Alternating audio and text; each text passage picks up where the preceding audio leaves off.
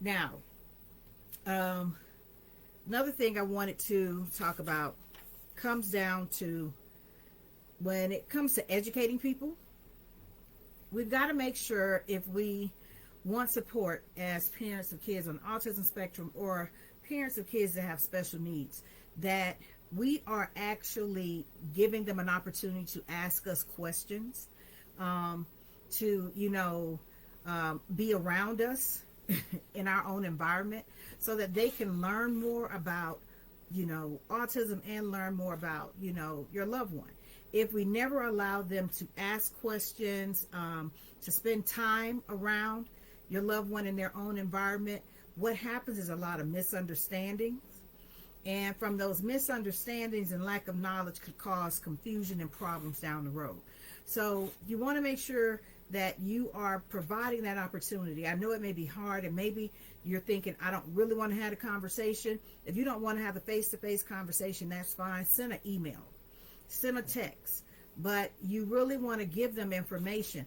It's so easy to assume when it comes to autism. I can tell you for myself, it's really easy to assume that people should know the things that are just common knowledge to you, but then I have to step back and remind myself, guess what? We have been on this journey now for 20 years.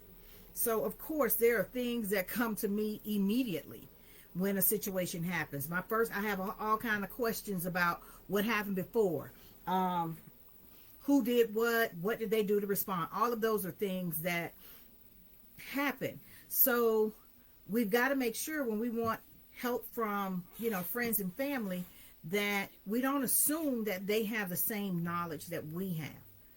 And because we have to stop assuming they have that same knowledge, then we want to also make sure that we are giving them an opportunity to gain knowledge. And gaining knowledge means, there are some questions that they may have because they have conception in their mind based on something they've seen on TV. And so in order to clear that up, they're going to need to ask some questions. So allow that moment, those moments for asking questions so that you are able to have some support. I can't stress enough the reason support is so important.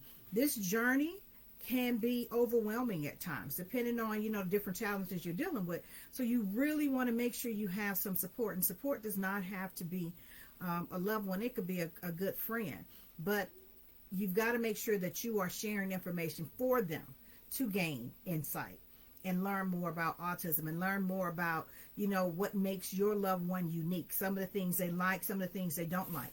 And it's kind of how you operate. So this weekend, like I said, this weekend was a lot. It was, it was a great weekend.